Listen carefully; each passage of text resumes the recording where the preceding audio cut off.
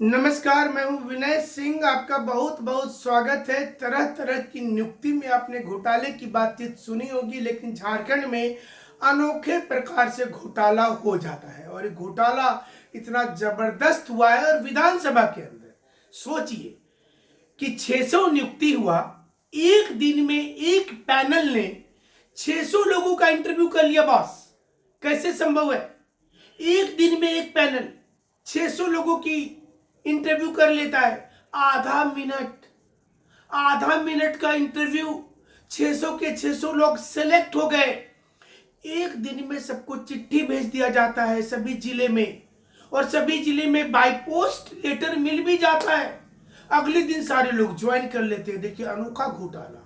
CBI को बुलाया गया है। हाईकोर्ट ने कहा 20-22 वर्षों में आपने एक भी गिरफ्तारी नहीं किया, हद हो गया। और जिसकी नियुक्ति हुई वो तमाम मंत्री विधायक के बेटा बेटी।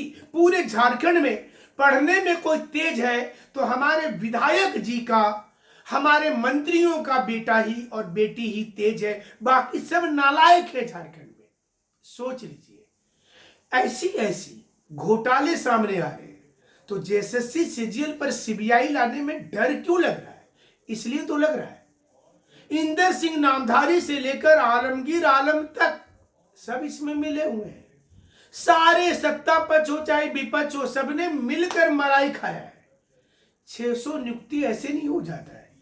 परीक्षा ले लेते, कम से कम चोरी करना था तो कुछ तो कर लेते। तो चारा घोटाला जैसा हो गया कि स्कूटर पर 50 भैंस एक बार में रांची पहुंचा दिए थे चाईबासा से। सोचिए, नंबर जो दिया था स्कूटर का दिया था। उसी प्रकार से एक दिन में एक पैनल 600, मैंने 8 घंटा 10 घंटे दिन भर अगर सुबह से शाम भी चल रहा होगा इंटरव्यू, तो एक व्यक्ति पर आधा मिनट का 30 सेकेंड का इंटरव्यू हुआ था। क्या पूछा होगा? हमको लगता है कि स्टूडेंट ऐसे एंट्री किए होंगे, ऐसे छुए होंगे और भाग गए होंगे। बस यही था इंटरव्यू कि आप एंट्री कीजिए, दरवाजे से टेबल छुइए और बाहर निकल जाइए। आप 30 सेकेंड में तो ही हो सकता है, लेकिन झारखंड है तो यहां ये सब कुछ होता ही रहेगा। अब समझिए, इस नियुक्ति को लेकर के 2002 से चल रहा है। नामधारी जी के कार्यकाल में 274 बहाल हुआ था। आलमगीर आलम बोले तो हम कहां पीछे रहेंगे, 324 को हम भी कर लेते हैं भैया। तो इतने नियम कानून को ताक पे रख दिया कि आयोग द्वारा जब इस पर रिपोर्ट दिया गया तो बताया कि नाम पहले तय हो गया था। एक बोर्ड ने एक दिन में 660 लोगों का इंटरव्यू पूरा कर लिया। लोग इतने व्यस्त थे कि क्लर्क ने इंटरव्यू ले लिया और इसे लेकर राज्यपाल ने भी सवाल उठा दिया था, लेकिन कुछ भी नहीं हो पाया है। सोचिए कि नामधारी जी जब किए थे नियुक्ति तो पलामू प्रमंडल से 60% लोग का बहाली हो गया। राज्यपाल ने अनुसेवक के 75 पद स्वीकृत कर दिए। कितने प्रकार के घोटाले हुए। सरयू राय ने इसके लिए एक सीडी दिया था और कहा था कि सीडी में सारा डिटेल्स दिया हुआ है, थोड़ी जांच करवा लीजिएगा। सरकार बोली हम इतना फुर्सत में नहीं है कि हम जांच करवा लेंगे, पहले नियुक्ति कराना और उसके बाद पेमेंट देना मेरा मेन कर्तव्य है और इस कर्तव्य का हम निर्वहन करेंगे। सोच लीजिए।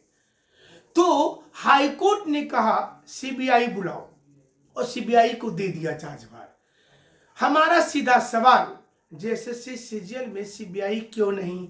एजेंसी को क्यों बचाया जा रहा है? एग्जाम आनन फानन में क्यों हो रहा है? इंटरनेट बंद करने के बाद जवाब हाईकोर्ट में क्यों नहीं स्पष्ट रूप से दिया गया? सवाल बन जाता है।